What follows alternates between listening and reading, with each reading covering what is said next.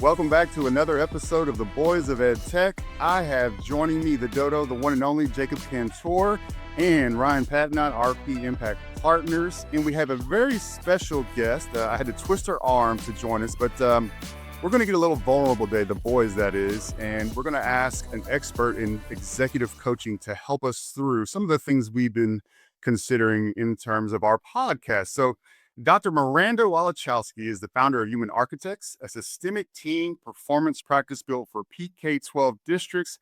It's for cabinets, all of your departments, campus teams, is to create and train and embed high-impact teaming. She brings a research-based approach to coaching as clinical associate faculty in the Department of Educational Psychology at Texas A&M University, where her research focuses on flexible and agile leadership and on coaching and training through leveraging artificial intelligence. She applies this not only in K-12, but to all educational entities, so your universities, as well as the business sector, positioning herself as a thinking and capacity building partner, not a vendor. And I can second that. She works with us at the Texas Association of Latino Administrators and Superintendents and has been a great partner. And she is also a Team USA competitive power lifter. So she's coaching us today, and we're just going to follow directions. And as I said, we're going to be vulnerable. We're going to get into this and really work through it. Obviously, this is going to be a shortened version of Miranda's coaching model. But Miranda, I will turn it over to you and let you take it away. Okay, thank you so much, and thank you for your willingness to do this as part of your podcast. So, as I begin the work with anyone, it's important to know like what is the end goal and what is everyone desiring the outcome to be. And so, I'll start with Brian. What will make this a successful engagement? 30, 45 minutes, whatever it's going to be for you. Yeah, absolutely. So we're talking about the engagement of doing this podcast together and what. Yes, our time together. Mhm. All right. Well, number one is I want to mark myself as safe now that I heard you're a world-class power lifter. So I'm going to answer any questions that you ask me directly, and I'm going to answer questions for everybody else. So I could just stay in one piece. But in all seriousness, that's amazing. And I did not know that when you were talking about a powerlifting singlet. I was wondering what was going on, but now I know you're next level. So what would be successful for me in this 30 to 45 minutes would be to take away insights from both Rick and Jacob on what they're potentially thinking about a podcast and our business partnership together to see exactly where their heads are at in a more specific way. Okay. What about for you, Rick?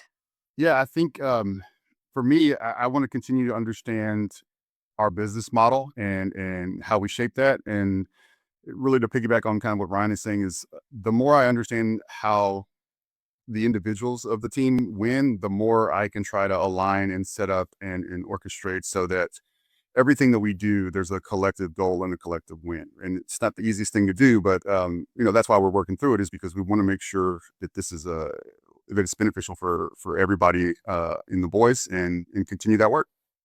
Okay. And then what about for you, Jacob? What's the ROI of our time together?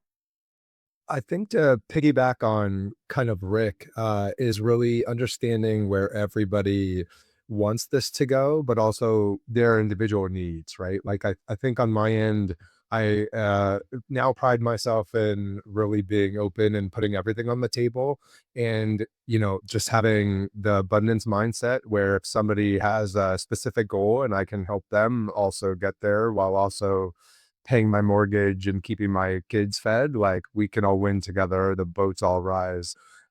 It's not zero sum here, so I want to make sure that I'm aware of what their goals are as well, because I have some of my own, but collectively we all could be rowing in the same boat, Okay. same direction. Sorry. Great. What I'm seeing here, and it is a brilliant pattern, is that there is that desire to include the individual and really know what the individual needs as you move forward. And so there's a lot of team models that are of the belief that what matters is the team as a collective and the individuals do not, and they really drive towards that. But because we're human architects, and from experience, we know if we don't take care of the humans, nothing's going to work. And so I've seen that consistent pattern across the board that the individual does matter. And so in our process, we focus a lot on the individual, like what is their desired growth. what is their heavy lift, et cetera, to real what is their, what is it that they're working on and the skill sets they want to develop. All of those things are important. So I'm seeing that consistent pattern. And then kind of navigating through something pretty exciting, like what is emerging here? And so I'm getting a sense that you are allowing this to be somewhat organic, and what has transpired in the audience and the feedback that you're getting is kind of forming and birthing something that you all are willing to explore and see what might be there. Did I capture that correctly? Is there anything I missed in that? No, it's Okay. good. Okay. I think that's spot on. And one thing I'd say, Miranda, is I feel like sounds to me like, we have a lot of not to throw off the process, but we have a lot of K-12 leaders, and we all know a lot of them personally who they're looking to contribute to a team, but I know a lot of them are desiring to move up level, and you may see this in your work from a Right. principal to a district level leader, from a director to a CAO, from a CAO to a superintendent. And then on the flip side, for our EdTech listeners out there, so many people wondering, how do I go from an account executive in sales to a director? How do I go from a director to a VP of sales? So what resonated with me, what you just said, is the individual professional development and the individual goals. If those aren't supported, it will be very difficult for the team to reach their goals, and individuals should care about their own growth as well, versus just thinking about their teams. So that just part of that Right. started to Right. resonate with me relative to our audience. Yes, absolutely. That is a perfect match there. And what I'm curious about is, how would you describe, if you were to give an analogy, paint a picture, what has it been like to have this podcast to this point?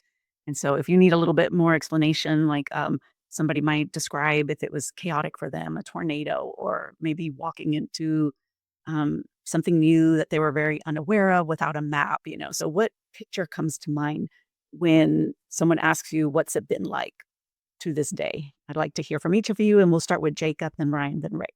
Yeah, I'd say overall completely positive, no kind of oh man, we have to record today, or any of that.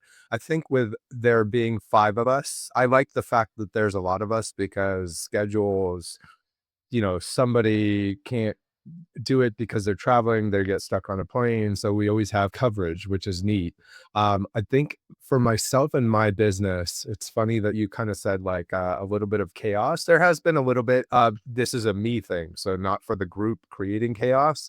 In my business, I'm working across 10 plus partners. So some of it is scheduling and making sure I'm available, making sure I'm, living up to my end for these guys, because everybody of course has families, everybody has responsibilities outside of this, so making sure I'm not dropping the ball with showing up for recordings or being double booked across client projects and this kind of stuff. So all positive for me, but then a little bit of chaos with just schedules. I think that's just I'm working on my own schedule and how to be efficient across all the deliverables I have for the companies I support. So yeah. Okay.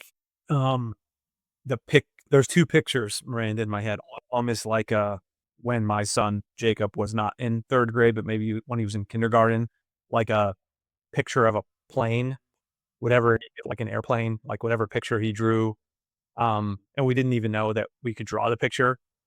Like we started this with like a couple Zoom meetings, and Rick was really the one that pushed it, which I really appreciate, and I'll never forget that, because I really do think that this podcast has real great potential to give back the knowledge and have folks learn, and just have fun together, and just have lifelong friendships. But um, we didn't like know we could draw the picture, and then like current state, the picture is a more well drawn plane that's not hope built, that's like flying the best it can while we're still building it, and it's not even like a ChatGPT image. It's like maybe me drawing it. Although my dad was a good drawer, so I'm a decent drawer or whatever. It was like a slight evolution from where we came, but it's a bit more professional. The plane is more put together, looks more like an airplane. Just there's some pieces missing, but it's flying to some extent. And like those are the two pictures Yes. that came to mind for me when you asked me like what the picture was of the boys. Okay. Yes. Thank you for sharing that. And Rick? I think of it, especially from the start of like a a pickup basketball game. So you've watched a game and you've watched a bunch of players, play throughout the day, and then you see some very talented people, but you've never played with them, and you don't know that their style, and you don't know, how they like to do certain things, and how they like to, have the ball in their hands, or what their preferences are, and then trying to think of how that could come together and be complementary and really have something great, as opposed to, sometimes there's really great talented teams individually, but for whatever reason it doesn't mesh. So I was seeing it as like, man, these are some talented people, and if we can figure out how to complement, but still get enough shots for ourselves and our businesses individually, it could be something really powerful, because when you win the championship, that's usually comes with a lot of people on that team like making more money, showing, getting a different contract because of the success of the team. So that was kind of how I was envisioning it from the start. I did not expect it to go so well so fast. So I guess I thought it would take a little bit longer to figure some things out, which we're still figuring those out. But it's a good problem to have. So that's kind of my frame of reference. Right. Okay. And what I'm hearing there is validating what research shows is that just because you have high performers and you put them together does not constitute a strong team. In fact, having high performers can be actually a challenge and an obstacle to creating a strong team just because of the tendencies we have in order to be able to be high performers. So, having these conversations is absolutely going to be critical. And research shows that the more you have written down, so 60% of a team's ability to be effective is some things that are written down. And when I work with teams, it's specifically a team charter that we create that has working agreements, even a decision making matrix, profiles on the individual, et cetera. But the more of that can be written down and agreed upon, then the more successful the team could be. And then energy is just spent in what really warrants it. So that makes sense. So I like to think about things in terms of not necessarily time, but energy. So I really see energy as life. And we have a certain amount of energy to allocate to things in life where we can make an impact that gives us life satisfaction. So if you could think of times when you haven't felt well, maybe jet lagged or ill, your energy levels are very low. And so in terms of contributing to others, accomplishing things, even mindset that is required to do this type of work is not there. And so the idea of protecting energy to allocate it where it matters. And so when I think about this, I'm going to do a twofold question. What would you say right now is the energy allocation to the podcast, like realistically in your life? And where would you want it to be? Meaning things might need to change, clear up so that you can get to X position. And we can do it in terms of percentages. Rick, can we start with you and then Ryan, then Jacob? I might have a kind of a unique perspective on this, because I see that everything that I do, and collectively through this podcast as well, is all interconnected. So it I don't really compartmentalize in terms of this is separate than the work I do from consulting or the work I do with school districts. I really feel like it's all interconnected, and the things I learn on this show from the boys and also guests, I immediately can take and put that into action in other places in my practice. So I feel like the energy is really good. I mean, if I had to put a percentage on it in terms of what I currently allocate, I mean, I'm thinking about our show and how it supports, or how it can be a catalyst for all the other pieces that I do on a daily basis. I mean, I feel like it's about 90%, because there's not a situation I don't come across where, and this could really be a good avenue for us to explore, or this is a great something, we work with school districts all the time, and seeing some of the great things that they're doing, an avenue to explore their wins and some K-12 wins. So um, where would I like it to go? I mean, I would like it to be 100%, meaning that it is totally infused with all of the things that I'm either working on in business, or with relationships, or with opportunity, to be honest with you. So if I can just totally integrate into everything, that would be the ideal state for me. Okay. Yeah, that's a great question, Miranda, and I totally see where it's coming from. I think for all of us, but I'm going to speak for myself here, anything that I invest in or put my mind to, I put 100% of my energy into. So 100% of my energy when I'm spending time on the boys is here. Now, if you see our text message chains are a little bit wild, but they're good because they're super productive. It's the only way we can stay I don't know if it's a mushroom anymore or someone changed it, but there was like a mushroom emoji for whatever reason that we couldn't figure out how to change because Rick has an Android. But I'm just messing with I was messing with him. So, but like it's really like us the best way we can stay connected. And I feel like we're always giving energy into that communication mechanism. And I agree with Rick, like we're always thinking about guests and topics and bringing the podcast forward, but ultimately the amount of time that I might actually spend on that during a week is probably 10% directly allocated to the boys. Although it is in the forefront of everything that we do because the work that we do is so interconnected with this. I think what you just named earlier about writing down processes and decision making matrices and things that are clear or kind is that's where I think I would like to go with this, just for me, just having some processes and artifacts written out to like allow us to more quickly come to decision, which I also think can create efficiencies in time. And if there was a way to evolve the podcast, I would love to spend, half my time on the podcast. If this was something, right, this is a lot more fun than, getting contracts and quotes and stuff like that. Like I had a lot more fun with these guys. I feel like there's a lot more to give. There's a lot more reach that we can have. But it's 100% of my energy when I do it, 10% of my time, and would love to Right. build that up and also write stuff down. And thank you. Okay. Makes sense. Okay. What about Jacob? What about for you? I think when we're recording and we're here and we're all on, it's 100% of my energy. I think when we're scheduling guests and figuring out the logistics side, it's probably 50% energy, 5 out of 10 of like the joy and giving me, joy, but also energy back. Cause I look at my calendar in that same way around what's bringing me value and joy versus what's draining me, and cutting those things that are draining me or offloading them to other team members. But I think, where my head goes with this question is during the day, minus Fridays, because those are my like me days that are protected for, my Friday today is crazy, but nobody's scheduling on my calendar. I'm scheduling the things that I need to catch up on. But I think most of my days now in my own business are 10 to 20 Zoom calls, putting out fires for clients, not fires per se, but like deliverables across clients that I am contracted for. So I see it as I'm, delivering and over delivering for clients.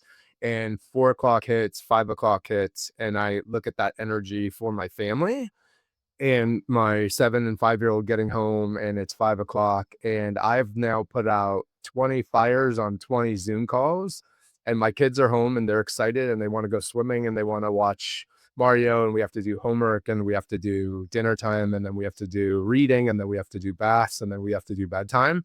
I can't say at that point at 5 o'clock I have the energy that I need for them. And not in like a, hey, I'm tired, I need to go to bed energy style, just in like a, hey, I feel like I've put out everybody else's fires and now I'm in dad Right. mode and I'm needed there. And like that's a me thing. I'm working on that, work in progress. But I would like to get into a position where if it's me offloading some things in my own business to make sure that I at 4 o'clock have my best self for my family as well. Like that's a huge part of what I'm striving to, right? Like the business runs and sets up the family to pay the mortgage and all of these things that are tangible, bank accounts, paying for clothes and shoes and all this kind of stuff. But at the end of the day, if I don't bring my best energy to them, like why am I spending Yep. all of this time on calls with clients if at the end of the day I'm kind of a grumpy bear with my own family? Okay. And so, before I kind of summarize what I've heard from everyone, I'd like to hear, was there anything surprising that someone said, or maybe not surprising, but that just landed differently for you? Like, I didn't realize that, or yes, that's a good point. I hadn't thought about that for myself. Anything that you heard from your team say? I think it was a good point that you made around potential energy draining, going back and forth on who we want on and who we don't want on, because I think we all thrive when we're here, like you said. And so it made me think about like, what is a more efficient way to just get guests lined up and schedule them and just have a calendar so that most of what we have to do in the future is just show up to these things and be ourselves and be awesome, hopefully, at it. And Jacob said that, and that really resonated with me. Okay. Who else? Something that stood out. I can go. I think, only knowing Rick for going on like 6 months, it totally makes sense that all of this is intertwined with everything that he does. Cause I even look at, our text threads and I'm like, man, where's Rick finding the time for half of this stuff that he does? And that's coming from like somebody who's like jam packed every single day from 8 till 5 o'clock. Credit out to juggling all of the balls, but also like having the pass-through line. And PS on the Ryan mushroom emoji, the Mario movie came out right when we were opening our chat, so that's where that came from. Just a FYI for the listeners. Oh, okay. No, That makes thanks, bro. sense. All right. Any other thoughts before we go on to the next thing?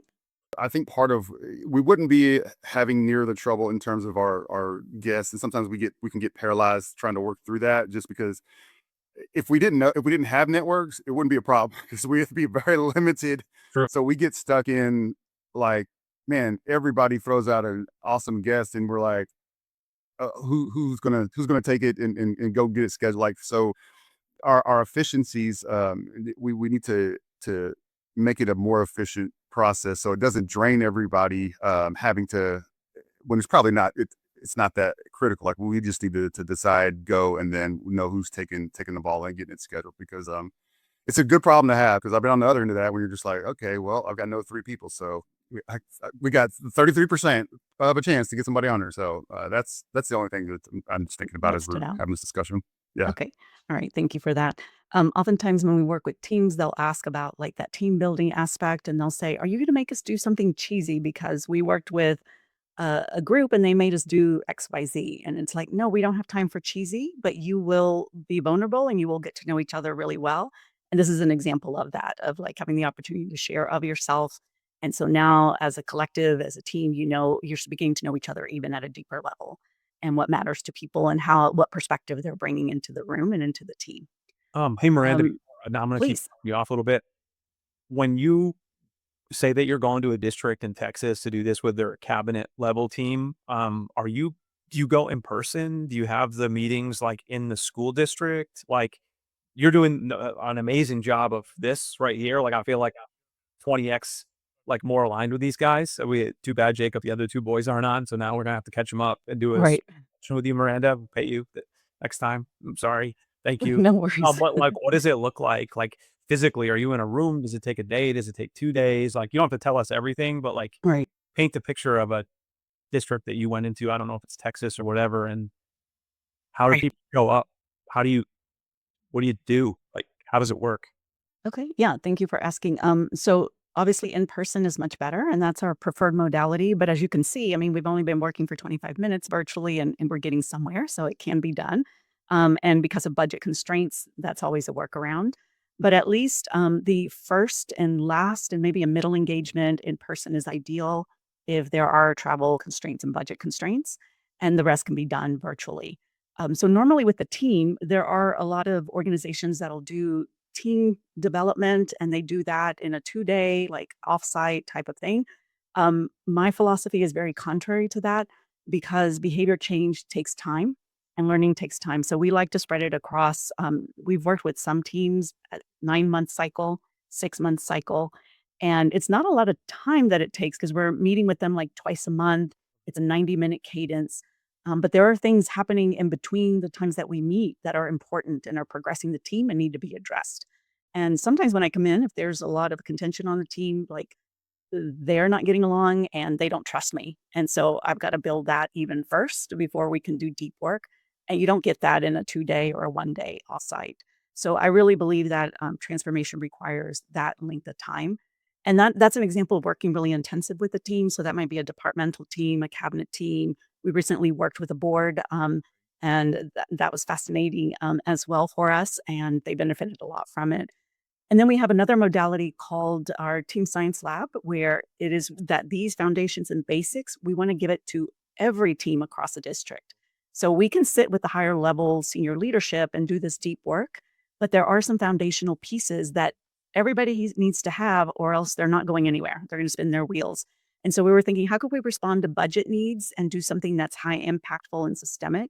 And that is our Team Science Lab. So you can envision large room, maybe there's 10 campuses. Each campus is sitting with their team. So principal, APs, instructional coach, counselor, et cetera. And they're going through some of these team components all at once. And we're walking around the room, helping them design this. And so when they leave, they have a beautiful framework of what does it look like to team. And if someone gets promoted or someone comes into the district, there's already this in place. Onboarding is seamless. Like, here's our team charter. This is what our meetings, this is what we cover. These are our working agreements. This is our profiles for each individual. And now we can do the deep work. So that's what the way it looks. Two ways. One, very deep, intimate work, and that is absolutely needed. And I love it. And the other is like, let's do something that gives everybody a baseline and a chance to be successful. And is very doable for any district to be able to implement. So those are the two ways. You took the contract with the board. Rick has his own thoughts on K-12 boards, but that must be No, interesting. So they need all the help they can get. I'll just say that. So Yeah, this board was just beautifully. They were hungry, humble, and smart, to put it in Pat Lencioni's terms, and a passion for service. And they worked beautifully with their superintendent both ways. And so it was quite a pleasure. But we can handle, like, I've had people like get angry, somebody throw a backpack. I had one team that lawyers were involved, the union was involved. They couldn't even meet virtually. And so, yeah, so we can handle that. And so the others, like, everything else is pretty easy. So yes. Jacob, All Jeff, right. Yeah, what's fascinating from that is even, going a little bit more under the hood and talking about, at 5 o'clock, kids get home and like even my kind of own struggles. I find that like maybe I should even have more of these in-depth conversations with clients because, on my end, like how I use LinkedIn, right? Like everybody knows on Saturdays we do swim lessons. Everyone knows my kids went back on Wednesday back to school.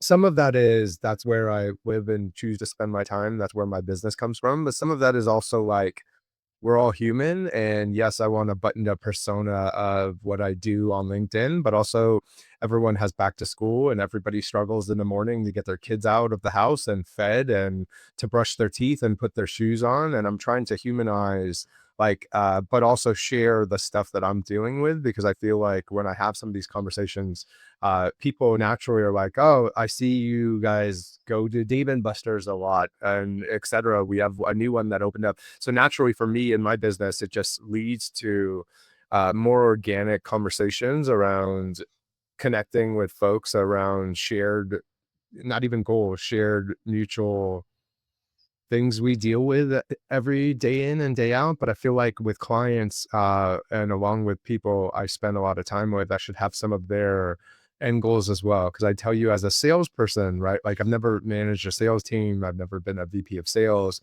I was always an individual contributor. But the bosses that always really got the best out of me connected with me in a way to say, if we hit our goals and I pay you your $100,000 commission, what do you get from this? What does this do for your Right. family?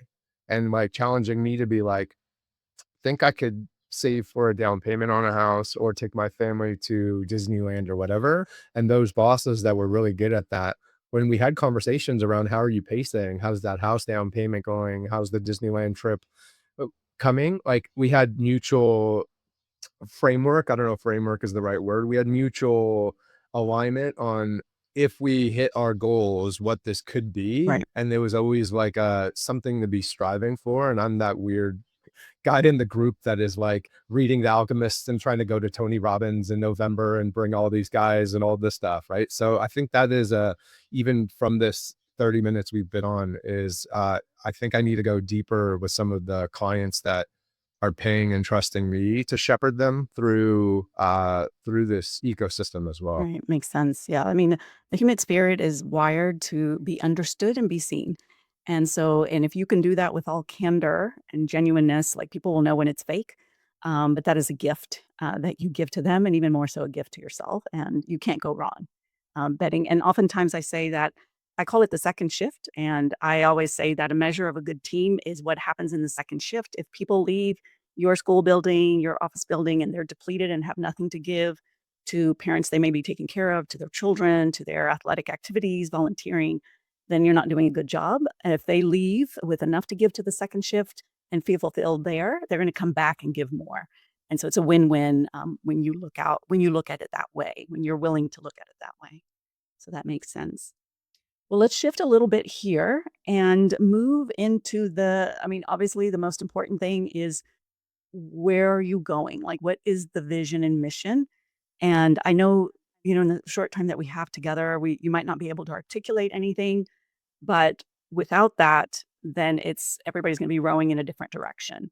So if I were to ask each of you, what do you think is the mission of this podcast? What would you say? Rick, you want to lead off? Yeah, for me, I think it's really twofold. It allows us an opportunity to learn together and to understand those who we serve, right? Whether it's our K-12 friends, whether it's our own companies, or whether it's clients that are looking for understanding about something that they're trying to either do or improve. Like that learning piece, I think, is critical, and just finding people that are curious in nature, even if things are not quite ideally what they would want, there's still an opportunity to learn and grow. And so for me, what can we learn to better those that we serve is kind of a mentality. And then beyond that, I think we have an incredible opportunity to do some different things, provide some different solutions and some different ways of approaching the K-12 space as a whole, whether Okay. that be from the district side, whether that be from the EdTech side, or whether that be just from collective experience from all of the different entities we work with. And I think that has always been a little bit of my frustration as an educator, is that we never really knew what was going on like we should have in the workforce, in the real world, in things, and how that should be informing or what we're doing in the classroom. And I see this as a great opportunity for a bridge in that regard when you boil it down, right? Because I get to learn so much from these guys about entrepreneurship, and like I'm still really, really new, trying to soak everything up. And in turn, I get to share with them whatever I can understand about all of our K-12 friends and their struggles. And so that part of it is the best, end goal for me. And I do think that there are going to be opportunities for us to increase our businesses and make some money, and do it in a way that really truly serves the people that we care about. So Okay. All right, Ryan, what would you add to that or change or So I build would upon? I would underscore and probably double down on what Rick said. So the mission of RP Impact Partners, the organization that I founded and run now, is to drive a positive impact in K-12 public education. And at the core of all of us, I believe that's what we care most about. Yes, we have along the way we do business and need to make a living, but ultimately in this market, you can do both. You can be a force for good in society and make a positive impact.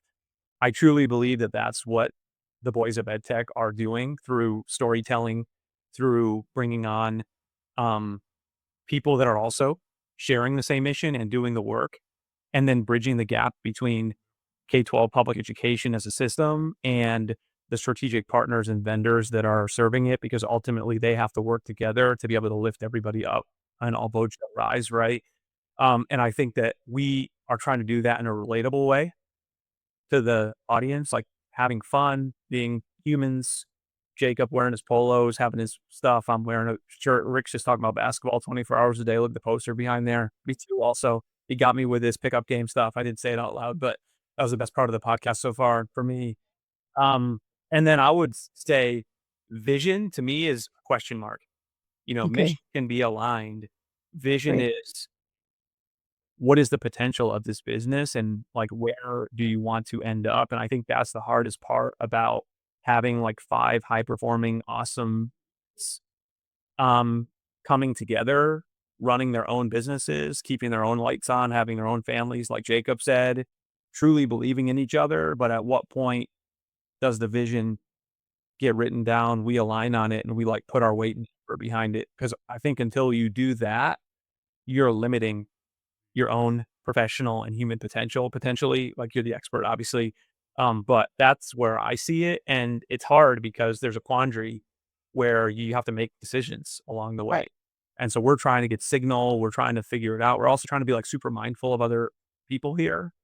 So to me, it would be important for us to think about vision to talk about it.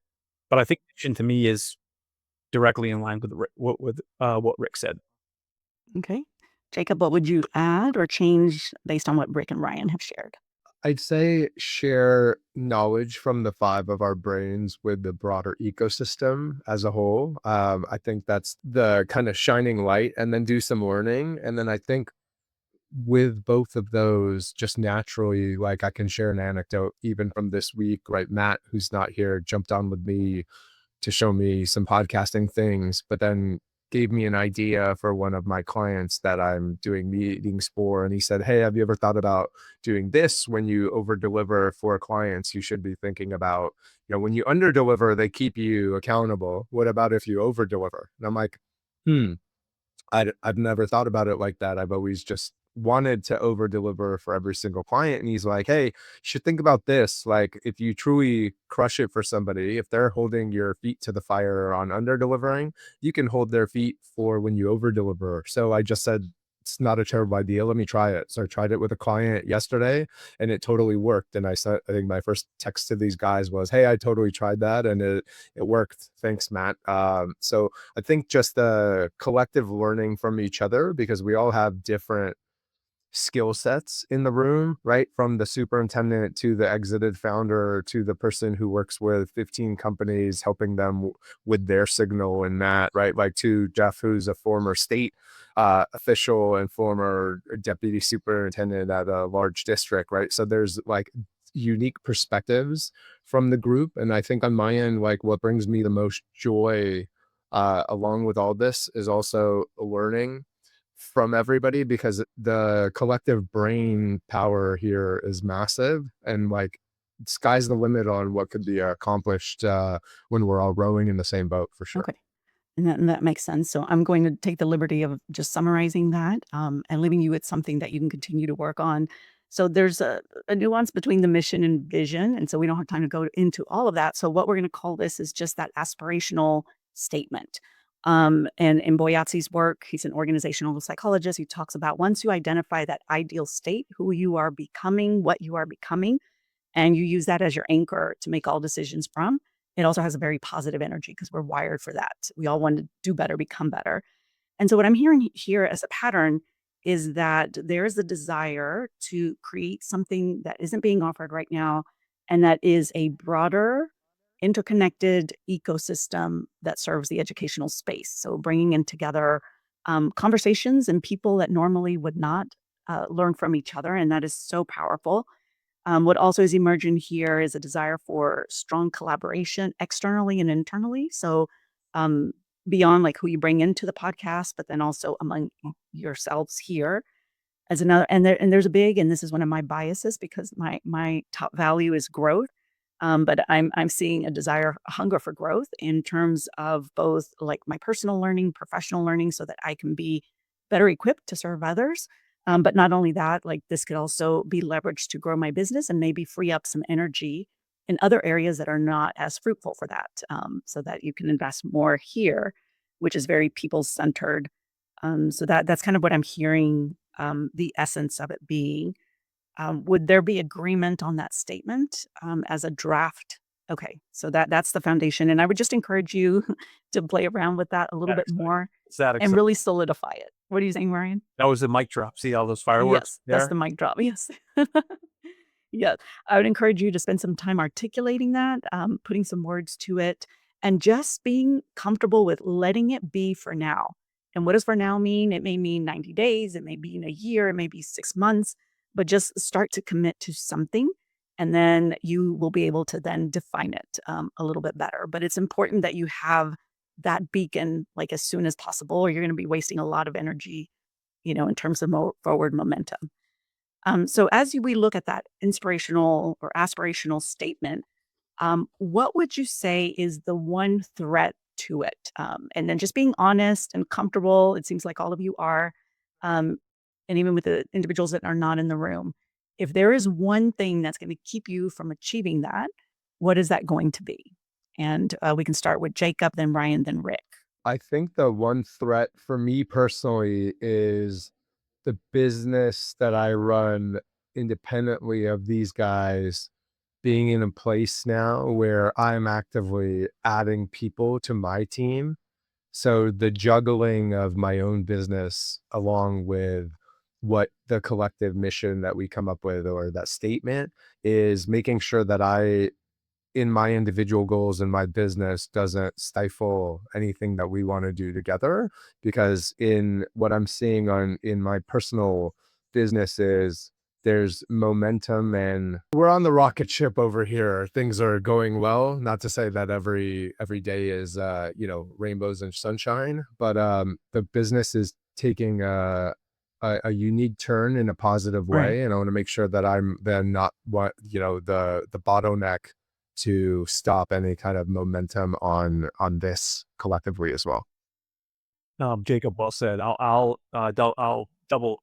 I will plus one our own businesses because ultimately, for now, those are our livelihoods and what we've put all of our weight behind till date, right? And then the second thing I would put is just to be like very transparent and vulnerable here, potential interpersonal conflict.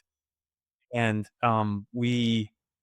I took some M&A courses through Columbia, and I was just learning, and we were also owned by private equity for 3 years and worked with bankers to sell our company. And basically, there's all this like really smart people, fancy stuff, and these people are like world class business people, but ultimately they said, you know, people problems are what kill businesses and deals. Yeah. And like when people, not that any of us do this, but like people making decisions with ego, or hubris or whatever they can develop can cause it. Not no one here has that, but I'm imagining into the future, like what could be uh, something to look out for.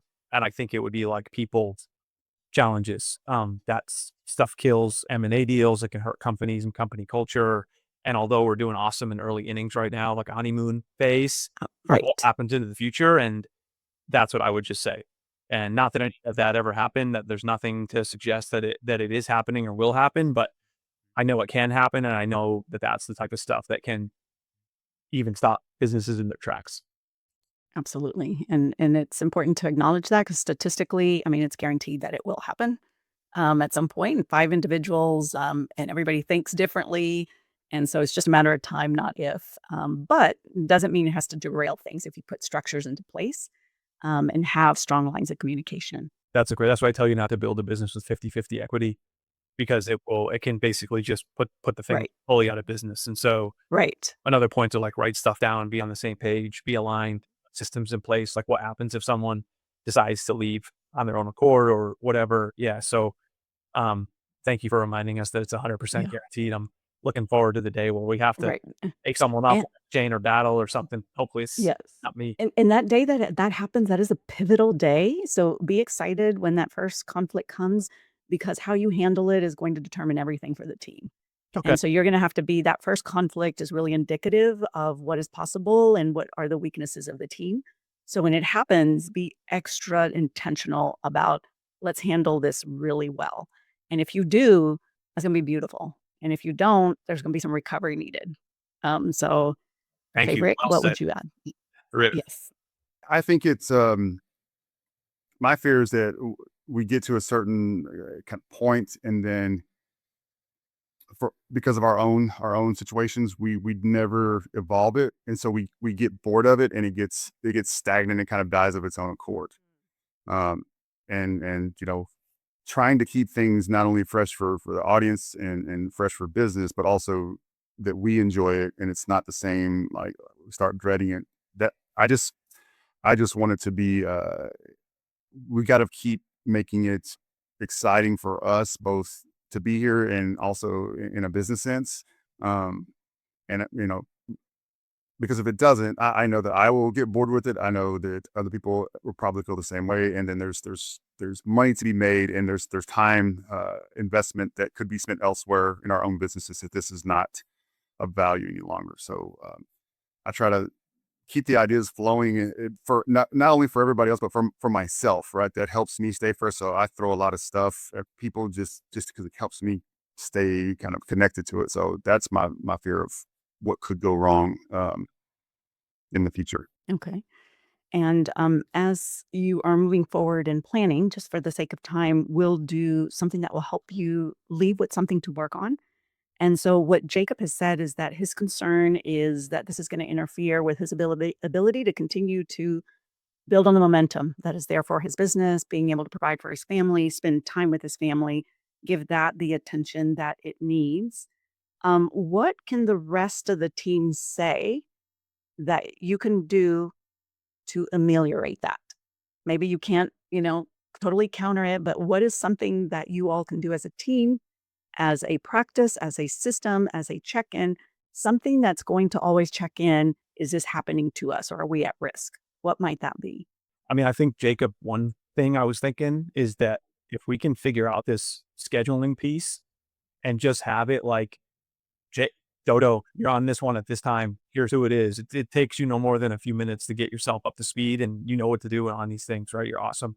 So I feel like if we, Rick, you said this the other day, if we lessen the noise for you around the things that take up time that aren't the highest and best use of your time, and allow you to like operate in your flow state, as long as you agree, and we can systemize some of that stuff, I think that would be something that could help create this as like something you're really looking forward to every week, and that wouldn't start to take away from what you have to do to build your business out.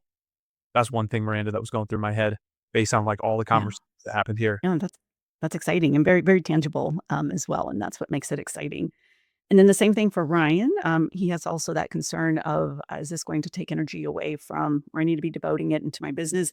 Is there anything to add to assuage that concern from Ryan, other than what he's already shared for Jacob? What else? No, I think that's spot on. We have like a set recording time that we do on Fridays that we try to bucket everybody in. Are there, exceptions and guests not being able to do that time and we have to switch? That happens sometimes. But I think having kind of those set recordings will help. And then also, I know Rick and Ryan already started to put this into reality of like a rubric for guests that we all collectively have in network, right? So we can quickly score somebody and it doesn't take us an hour to score them and say, hey, this is a value add to the overall community. What do you guys think? Here's what our rubric is and here's how they score. Like, and as long as somebody scores over a certain amount, like maybe it's a collective thumbs up and then we schedule versus the dynamic of right now. I think we're trying to figure out who the right guest is. Do they speak to this audience along with this audience versus kind of just trusting the group to give their input and say, hey, I think this person could be really good. And then just like get it out of the Yep. way at the same time. Okay, thank you. And then there is the added element of interpersonal conflict that Ryan surfaced as a concern. What can the rest of the team say to that, to make that go well? So conflict isn't a bad thing. It's just a differences of opinion and ideas, and it could actually lead to something better. But if not handled well, I've seen the consequences of that. Unions involved, lawyers involved, and people can't even meet on Zoom. And that's the reality, unfortunately. So what can the rest of the team say to Ryan about that, and how do you ameliorate that? I mean, I think that's valid. I think in this stage, the quicker that we are upfront with why we think what we think and why we want to do something, if there's any pushback on it, and get the understanding, we can navigate around that. And a lot of it is centered on,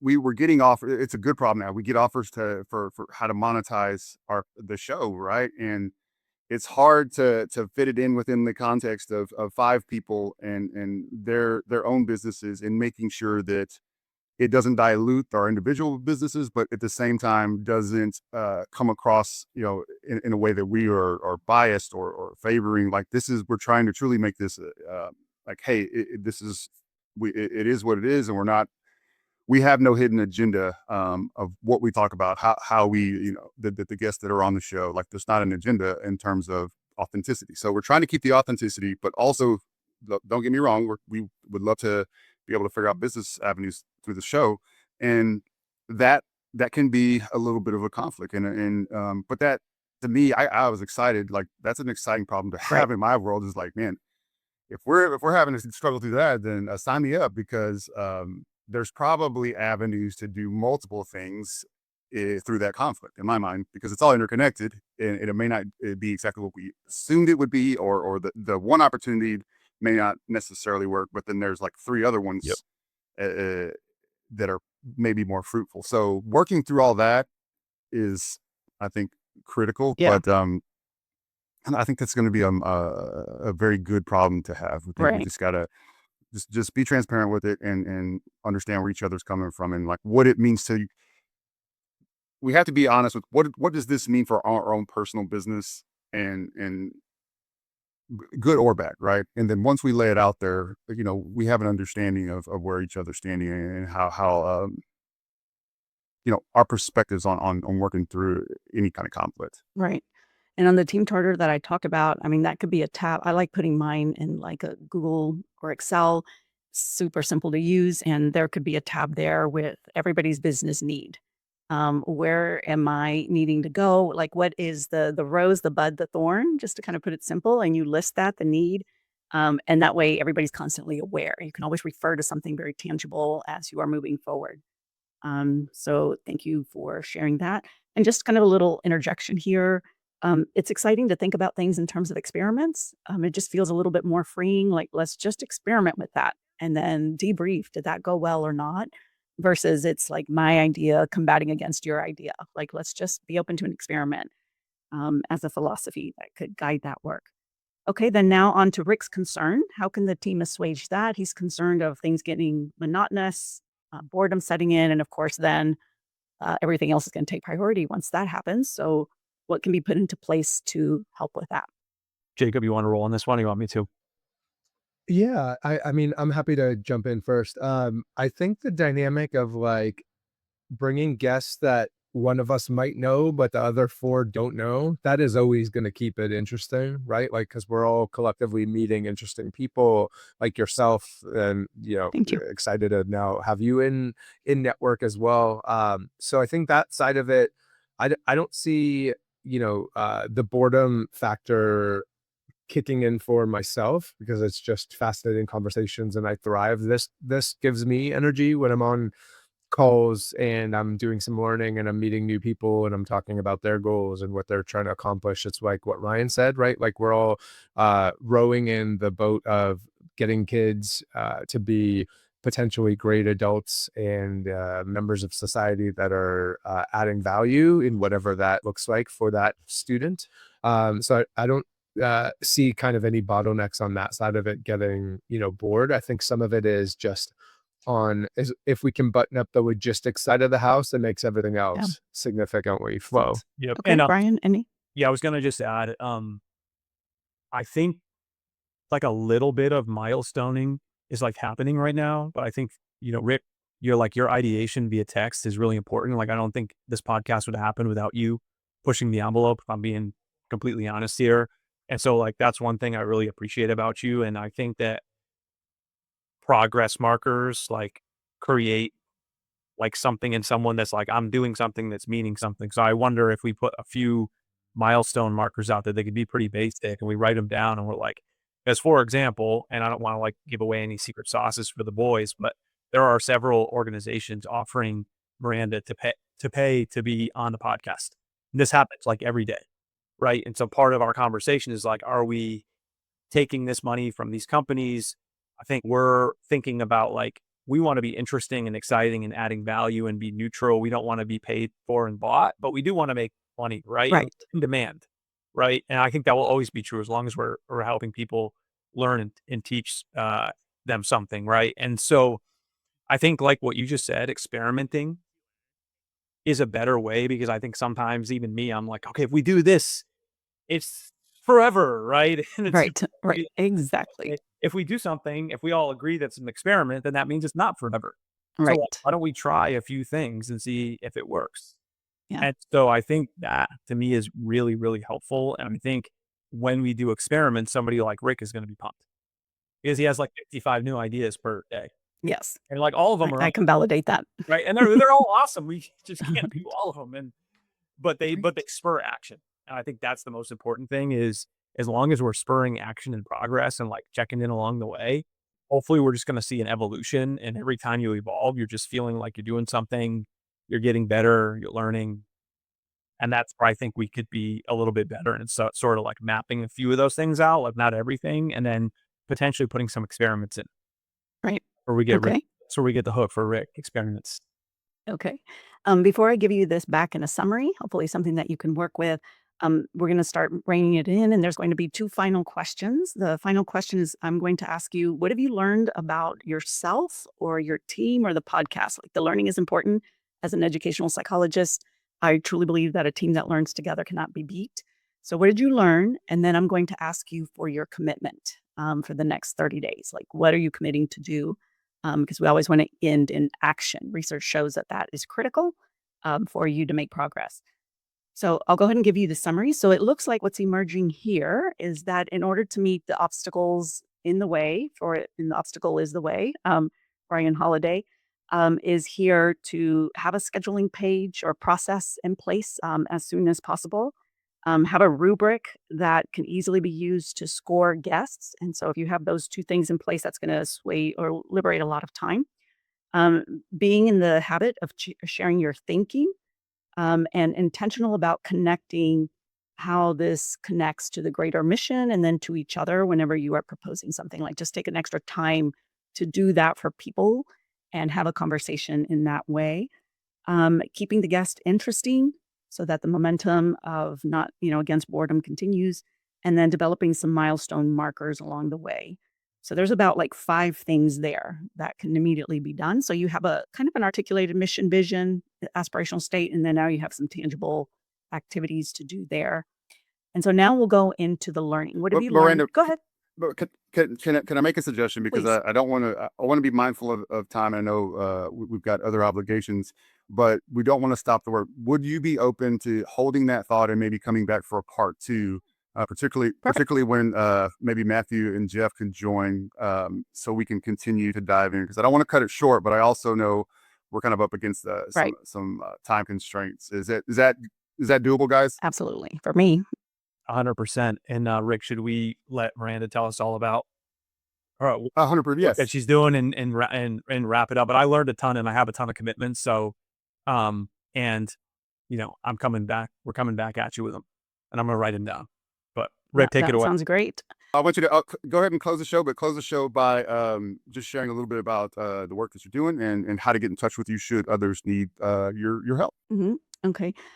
So one last thing, I'll probably have you take our Beams assessment, and that way we could actually work with some data next time that we meet and have everybody's insights, and I can give you a little bit of a debrief there.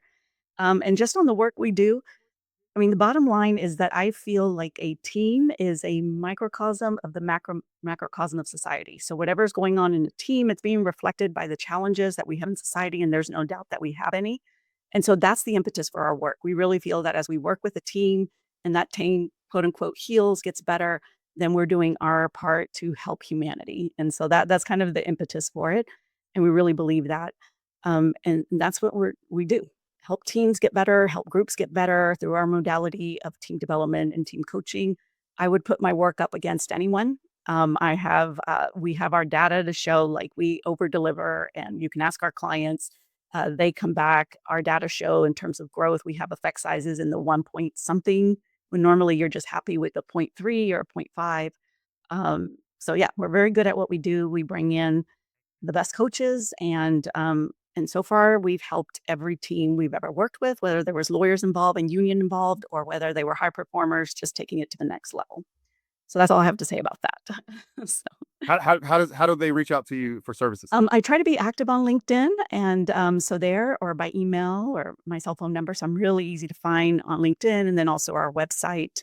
So I respond quickly to text messages as well. So you can And put my Miranda, number in the you work description. a K-12 school district leader or board that wants to work with you, have tons of experience doing that. And obviously on the private sector side, we have a lot of EdTech CEOs, go-to-market leaders, operators, and you are able to work with private sector leadership teams Yes. as well, and do something similar to make a high impact and help them thrive and be more successful. Yeah, so we love to work with diverse audiences because we bring in all that knowledge. So, for example, we worked with HEB, and my goodness, they do leader development and teaming so beautiful. And also another company that is abroad, and they do very high tech AI type of things called Fractal. And so, yeah, so it's just really beautiful to bring all of that together. But our primary space is education because I believe that if we don't do right by children, then are we really a great civilization? And I don't think so. And so that is the marker of true humanity and true civilization is what we do with children. Love it. That's amazing. Well, but thank you so much for joining us on this episode.